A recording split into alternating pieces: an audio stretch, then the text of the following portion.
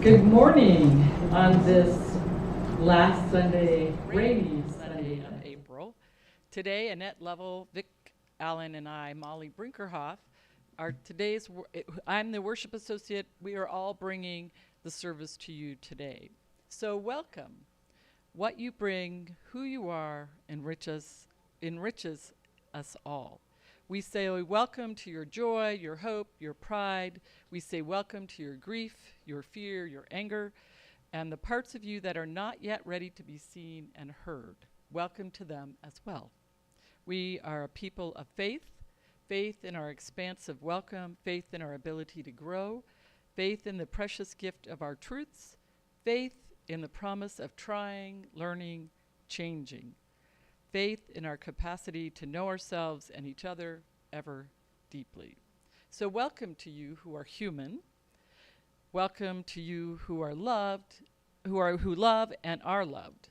Welcome to you who are blessed, which is all of us, and may this time together be a blessing. So, unfortunately, before we get started, we always have our announcements. So, first off, make sure you turn off your phones so that it doesn't, or don't turn them off necessarily, but silence them. And I'm one of the worst on that, so I'm going to check, doubled on, off. All right, so it's off. If you are watching us virtually, and if you are able, please sign in on the chat box to the right of your screen. This will let us know who is joining us today. We will be having joys, sorrows, and concerns, so if you haven't already written on a little piece of paper like this, please go to the back there and get one and let us know about things that are happening in your life. And please be sure to mention whether it's a joy, concern, or a sorrow. Women's group. The May Unitarian Universalist Women's Group will be at Siren Long's home next Friday on May 3rd at 5:30. Unitarian Universalist Women's Group is for all people who identify as female or non-binary. This group meets the first Friday of every month for a potluck, so be sure to bring something to share. And if you plan to attend, please let Siren or Cindy Logan know if you are planning on attending or you need more information. And the care team needs more members, so if you're interested, please contact Reverend Kevin. And I am going to change some things up, and I think at this point we are going to do, it's a new thing we're just starting back into, and we're going to do a community greeting. So I invite you to stand up, greet somebody, and meet somebody you do not know, and I will bring you back to the ring of the bell. So you have about 3 minutes. Good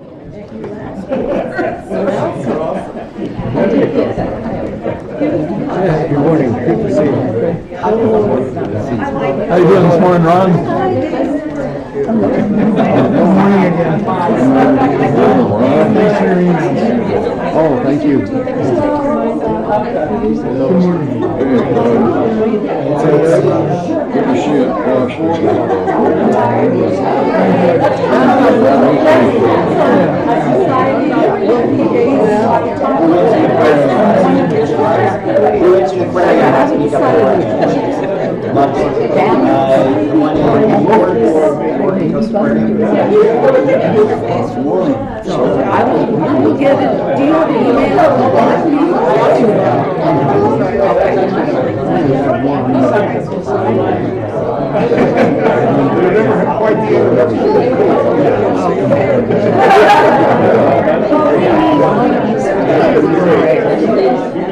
Okay, well, usually we send things out to somebody else. We send things to our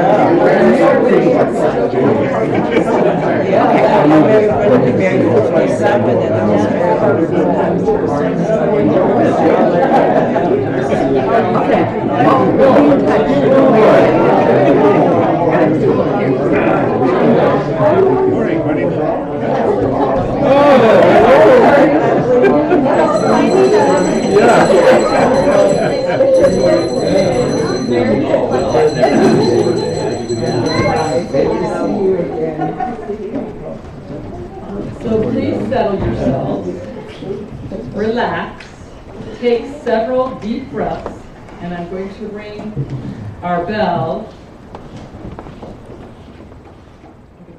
3 times. So take deep breaths as you hear the bell.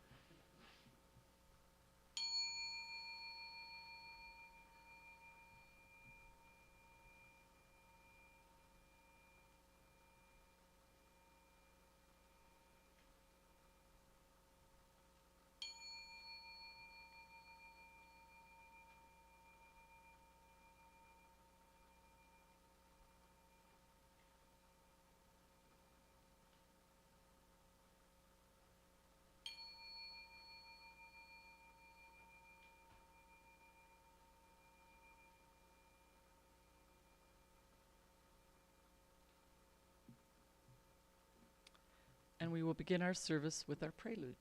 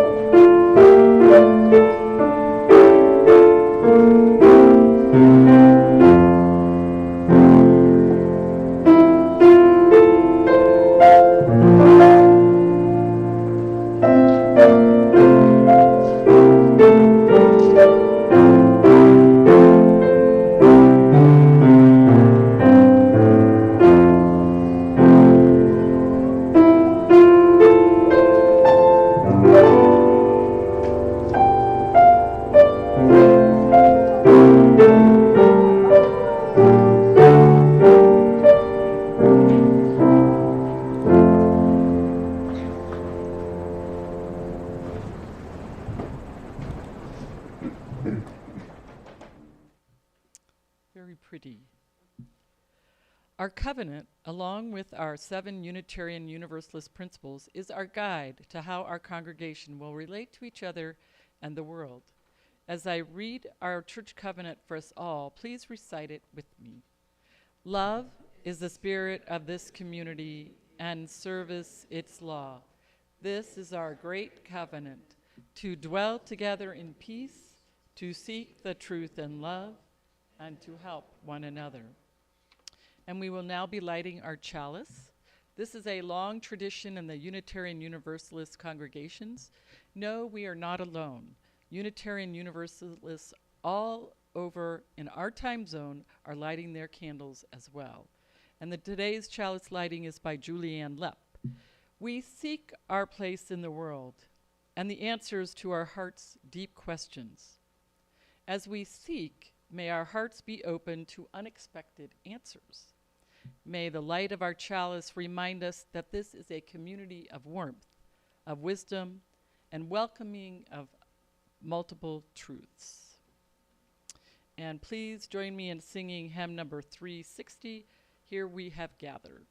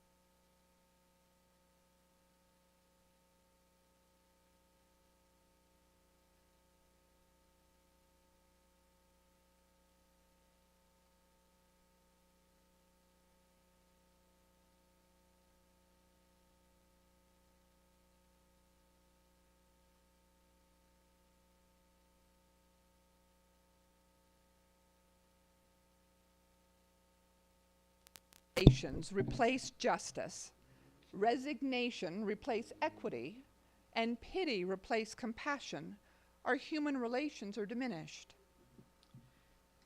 We believe in acceptance of one another and encouragement to spiritual growth in our congregation.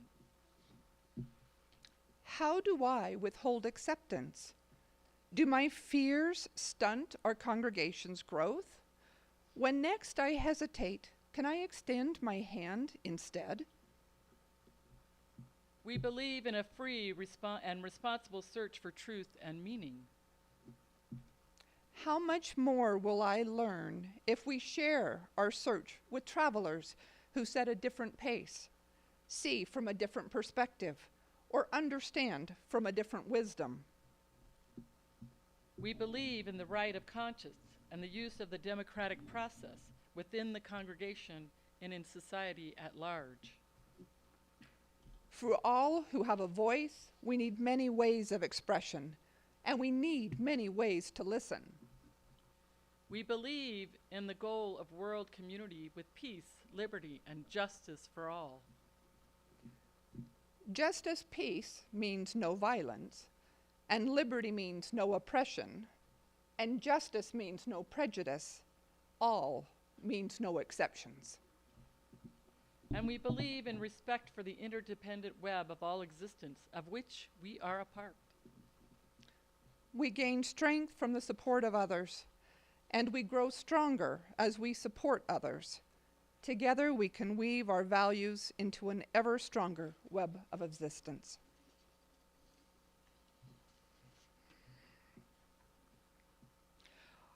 Our children's story today is called When I Grow Up, I Will Win the Nobel Peace Prize by Isabel Pin. Half the story is the pictures, so I hope people can see the pictures. I'll pan it slowly. It's about a boy, the boy in this book, who knows he will do great things when he grows up, that is. But right now, he has trouble standing up to greedy classmates, being brave in scary situations, and loving his neighbor, especially his sister. But like the boy in the book, we all have high aspirations. The hard part is knowing how to begin. When I grow up, I will love my neighbor. Except his sister is tied up under the bed.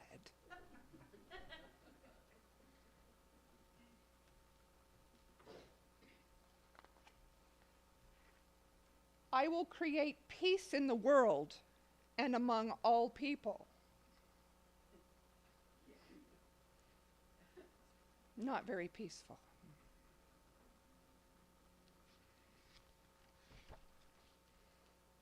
I will save animals from cruelty.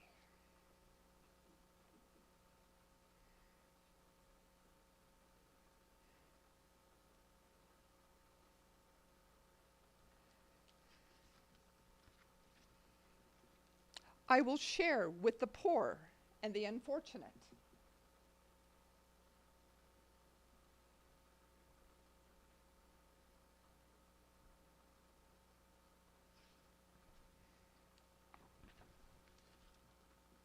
I will protect the environment and help save our planet.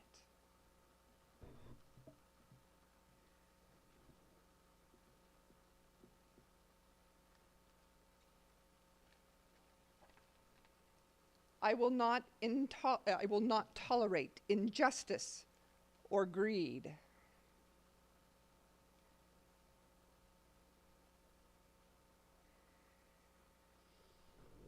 He's not the one being greedy, by the way. I will be brave in difficult situations.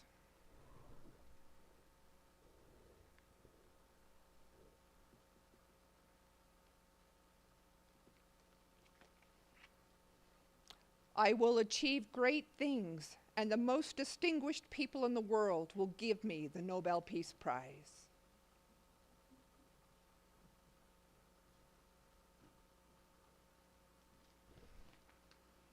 There is much to do. Maybe I should get started, like untying the sister under the bed. He's got his scissors. It's hard to know how to walk the walk, even though we talk the talk. So, and that's what let's send our children out.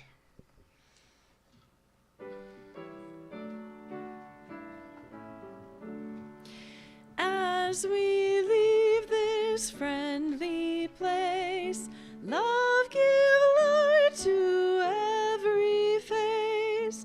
May the kindness which we learn light our hearts till we return.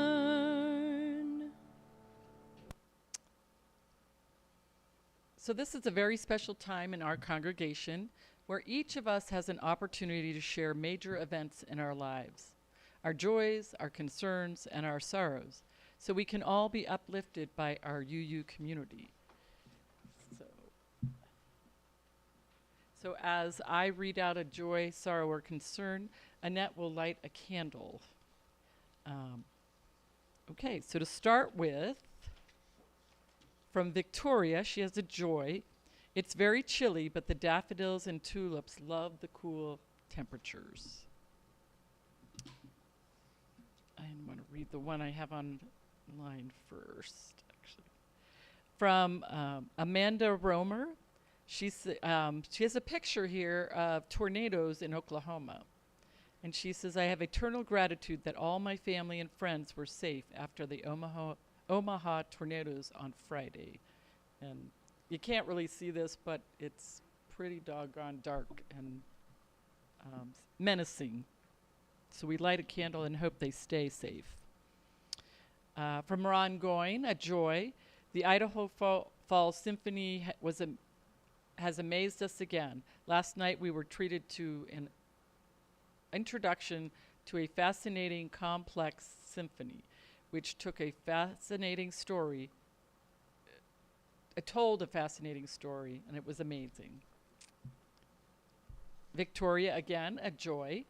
Judy Stanley and Doug Pace contributed to the ISU public service announcement. Thanks to both of them. Annalise has a concern. Annalise had hand surgery last week and hope it heals soon. So do we all. Karen Schaefer has a concern.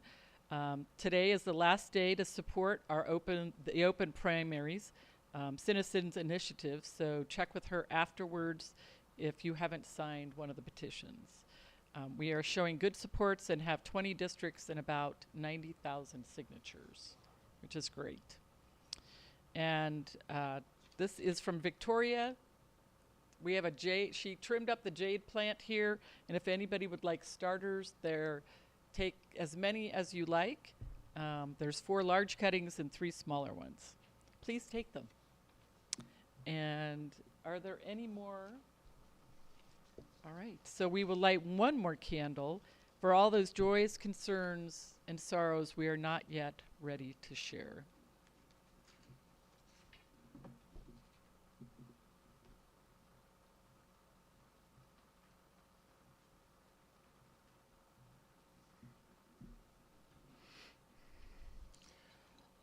So our sermon today was written by a young woman named Karishma Goddard, or Kari Gottfried. She is just a layperson from Corvallis, Oregon, from a fellowship up there. So she's just like you and I. And currently she is a student at the Union Theological Seminary. But she wrote this sermon a few years back, and I wanted to share it today. I am very honored to share someone else's words. So in the Bible, there's a pretty well-known story about David and Goliath. Goliath, a huge warrior from the side of the Philistines, challenged someone from the side of the Israelites to battle.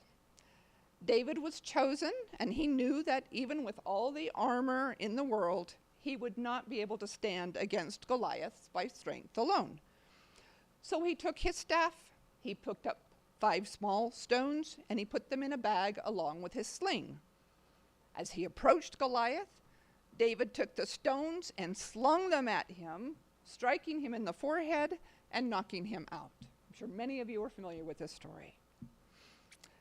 As Unitarian Universalists, we rely heavily on the teachings of our parent traditions, Judaism and Christianity, interpreting their stories through an open-minded perspective, seeking universal meaning in those ancient texts.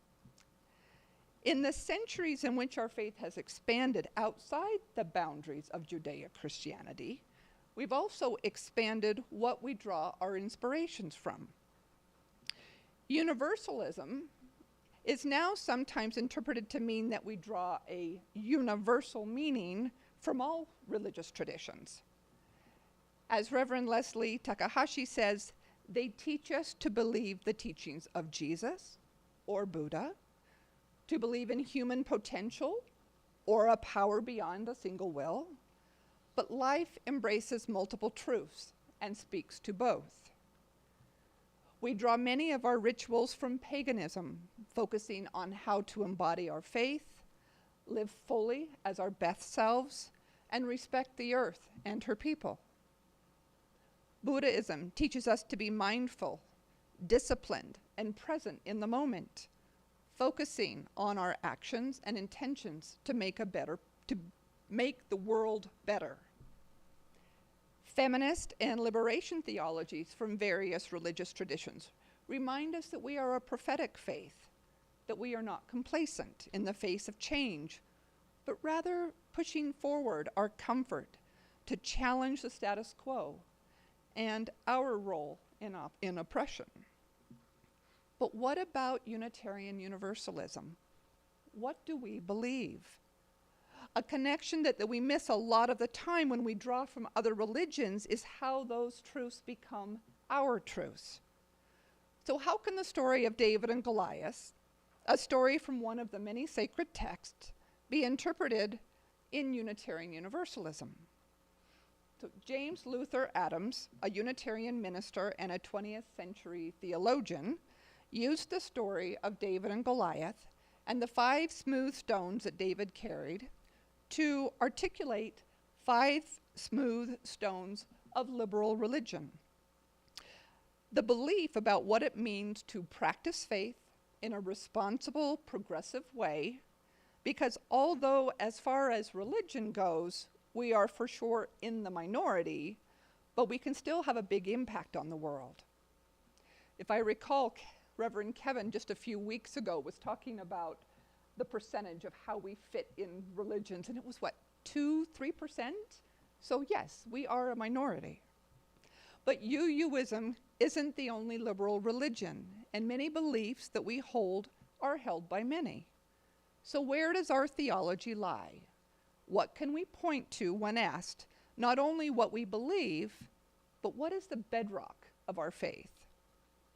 As the title of this sermon suggests, there are some rocks that we can base our faith on. The 5 jagged rocks are an adaptation of that original James Luther Adams 5 smooth stones, and these were created by the Reverends Nancy Bowen and Reverend Mike Morin, who wanted something that we could build on from our 7 principles, but focus even more on a declaration of our faith. Instead of the smooth stones created by Adams, they chose to recognize a faith that is dangerous and not always smooth going. So our stones are jagged because we aren't perfect, theologically or otherwise. We're rough around the edges, but that doesn't make us less valid. So number 1, the first of our 5 jagged rocks, although there is not necessarily any order, but it is the belief that there is a unity that makes us one. Simply put, we believe that everything is connected. This rock gives us the freedom to express our theology. Some might call that connection God, or the spirit of life, or the mystery of the universe. And as our 4th principle guides us to a free and responsible search for truth and meaning, our 3rd reminds us that all of our faith discoveries are aided by acceptance of one another and encouragement to spiritual growth. The 2nd jagged rock is that all souls are sacred and worthy. So this is reflective of our 1st principle, the affirmation of the inherent worth and dignity of every person. But it focuses more on each something greater than simply altruistic ethical goodness. You may have heard Thomas Starr King's well-known quip, "Universalists believe God is too good to damn people. Unitarians believe they are too good to be damned." I really like that. This rock signals that our sacredness and our worth are tied to something greater than each individual. We don't focus on whether someone is damned or divine, because it doesn't matter where they're going. It matters that they are here. When we talk about all souls being sacred and worthy, it is truly a radical statement. When we proclaim that people are sacred just for being alive, then we don't focus on the color of their skin, their immigration status. We don't think about who they love or who they are or how they move. Just state that they are sacred and worthy, and we are living our theology as Unitarian Universalists. The 3rd jagged rock. Courageous love transforms the world. And this is deeper and wider than just love. When the Beatles said, "All you need is love," they're talking about courageous love. UUs do their very best to side with love, and that's what makes all the difference.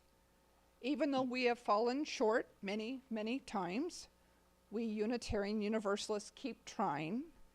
We get up again and again on the side of love. We are a justice-seeking faith, always reaching for that beloved community. How do we create beloved community? With love, with courageous love. Not love for oppression or hatred, because as much as we have to recognize that all souls are sacred and worthy, it's hard to think about that when they refuse to recognize the sacred and worthiness of my soul or yours. It's much more important to focus on loving each other, loving the promise of our shared liberation, because that's what's going to transform the world. The 4th rock is the knowledge that truth continues to be revealed.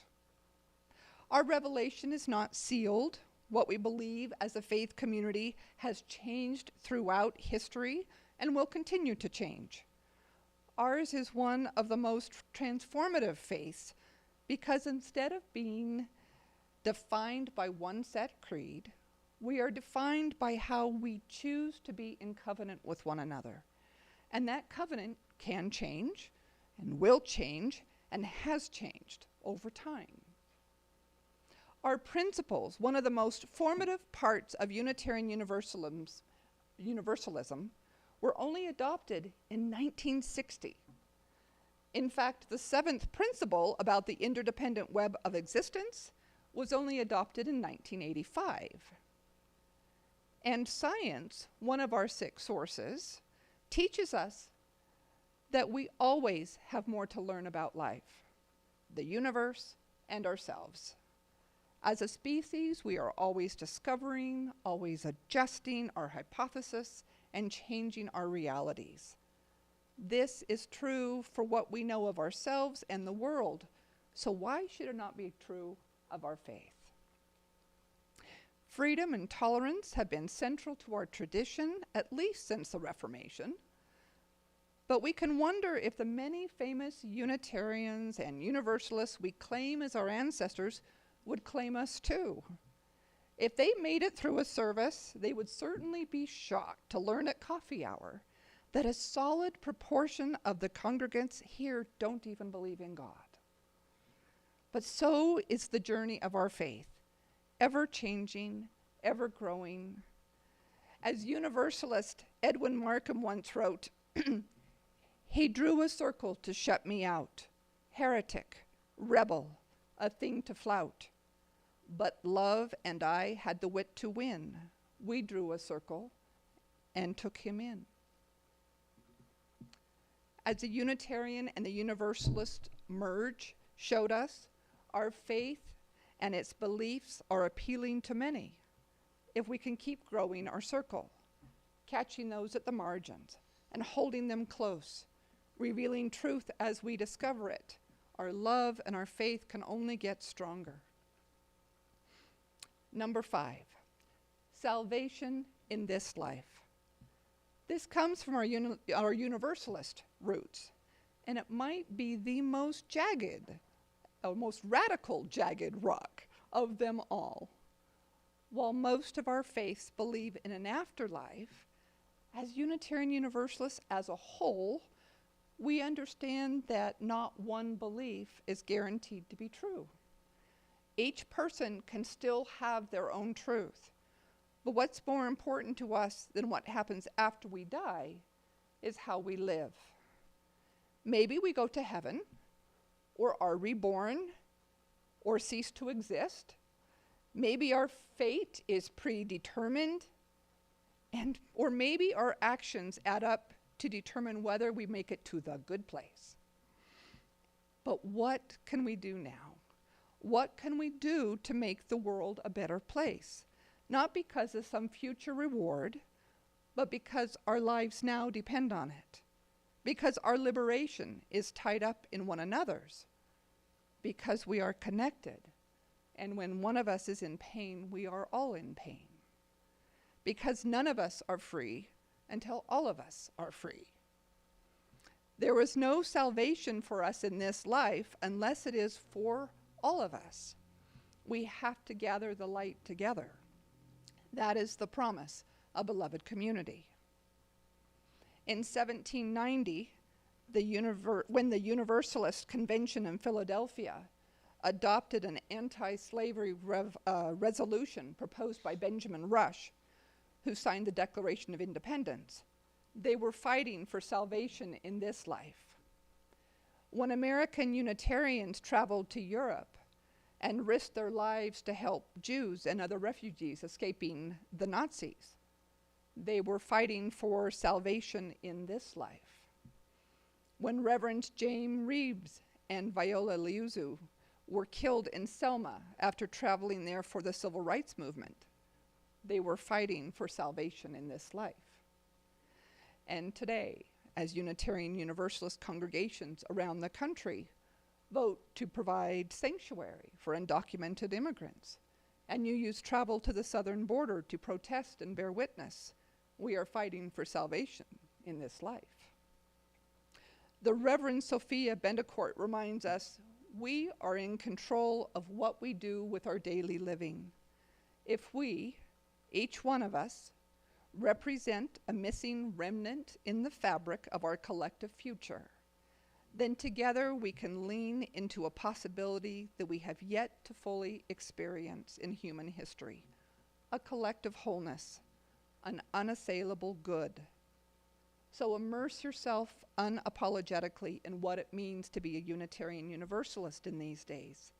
Then go out into the world and live knowing that your faith matters.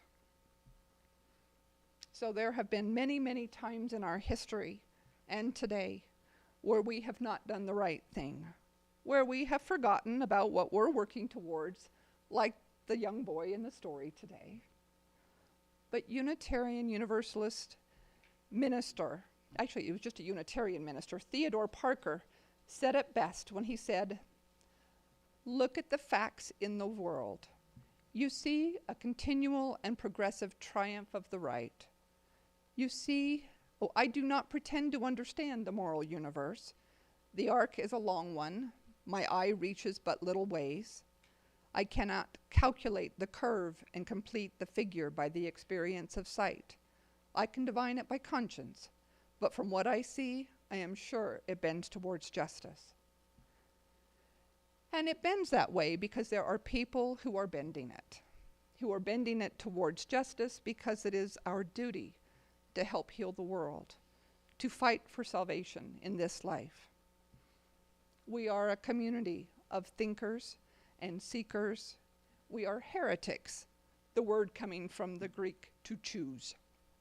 We have chosen how we want to be in relationship with each other, and we draw our wisdom from and what we believe through our 7 principles, our 6 sources, and now our 5 jagged rocks. We are a radical, liberal, and theologically rich faith. And like David, with his smooth stones, bending his sling towards Goliath, we will use our jagged rocks to bend the arc of the universe toward justice. It is now time for our offertory so that we can stand for our 5 jagged rocks in this community.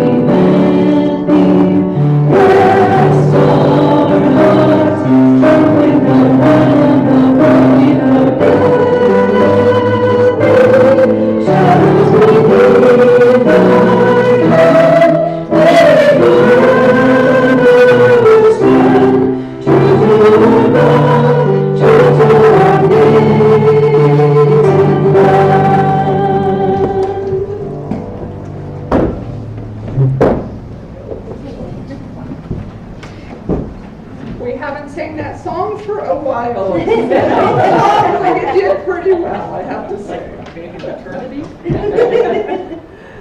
Our closing words are brought to us by Mark Bellatini.